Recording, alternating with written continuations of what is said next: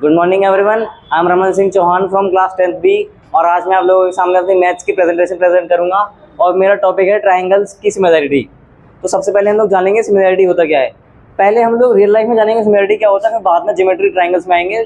अगर हम सिमिलैरिटी की सिंपल भाषा में बात करें तो अगर हमारे पास दो चीज़ें गिवन है तो हम बोल देते हैं यार ये सिमिलर है, वो ये चीज़ से सिमिलर है।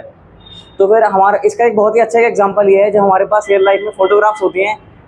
अगर मेरी खुद की फोटोग्राफ है तो मेरे पास एक पासपोर्ट साइज फोटो होगी और वो मेरे पास सेम फोटो मेरी टैबलेट की स्क्रीन में होगी। तो वो फोटो टैबलेट में बहुत ही ज़्यादा बड़ी दिखाई देगी और पासपोर्ट साइज में छोटी होगी।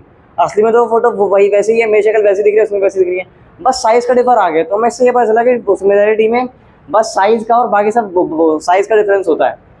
इन geometry two figures are similar if they have the same shape but not necessarily same size. और ज्योमेट्री में भी ये सेम बात लागू होती है कि अगर हमारे पास कोई शेप है, अगर उसका साइज सेम है लेकिन अगर हाँ उसकी साइज सेम है तो फिर वो सिमिलर होगा। और वो ट्राइंगल के सिमिलर होने के लिए दो केसेस होते हैं, वो होने चाहिए। पहला होना चाहिए कि शेप प्रोपोर्शनल हो, मतलब शेप का जो साइज हो प्रोपोर्शनल हो, साइड्स प्रोपोर्शनल हो, और एंगल्स हो वो दोनों मतलब कोई भी एंगल वो सेम हो उसके।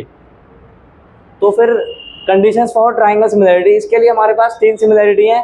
पहला है एंगल सिमिलैरिटी, और दूसरा है साइड सिमिलैरिटी, और third one is side angle side similarity. तो सबसे पहले हम पहला वाला जानेंगे। उसमें लिखा है two angles of one triangles are equal. अगर किसी भी एक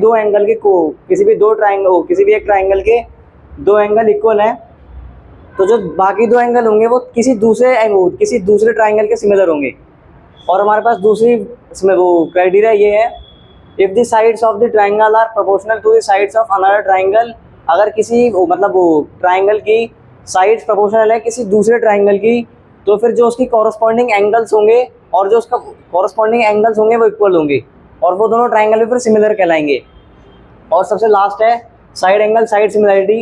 if one angle of a triangle is equal to one angle of the other triangle. अगर कोई भी एक एंगल किसी एक ट्राइंगल के इक्वल है किसी और दूसरे ट्राइंगल के, तो जो उसके साइड्स होंगे इंक्लूडिंग दूसरे एंगल वो प्रोपोर्शनल होंगे और जो एंगल होंगे वो इक्वल होंगे। और उससे ये पता चला कि जो हमारे ट्राइंगल होंगे वो तो सिमिलर हो गए।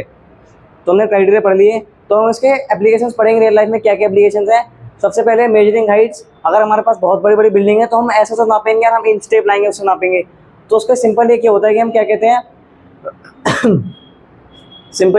जो टॉल ऑब्जेक्ट्स होते हैं उनकी हम हाइट एस्टिमेट कर लेते हैं, मतलब उसकी शेडो से या फिर किसी दूसरे ऑब्जेक्ट से कंपेयर करके, और फिर हम उसकी हाइट फाइंड कर लेते हैं प्रोबेबिलिटी थ्योरम से। और दूसरा है मैप मेकिंग। हम क्या कहते हैं, जो मैप बनाते हैं तो हम एक्चुअल मैप तो होता नहीं, हम उसको बहुत छोटा करके बना देते हैं और वो जो एक्चुअल होगा उससे वो प्रोपोर्शनल होगा उसकी। और third one is photography and optics, और इसमें भी सिमिलैरिटी का यूज़ होता है हर तरह से। तो हम एक एग्जांपल लेंगे रियल वर्ल्ड सिनेरियो का।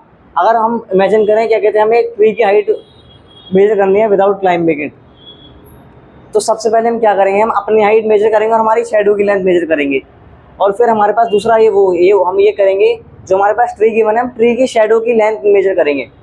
अब हमें पता है कि कि जो सन्स की रेज आती हैं वो पैरेलल आती हैं।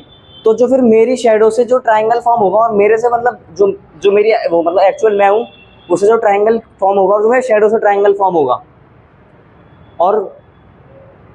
होगा तो फिर वो जो मेरे वो दोनों ट्राइंगल है वो सिमिलर होंगे। जो ट्री की शैडो से ट्राइंगल फॉर्म होगा तो वो दोनों सिमिलर हो गए, तो फिर हम सिंपल प्रोपोर्शनलिटी थ्योरम का यूज़ करके ट्री की हाइट निकाल लेंगे।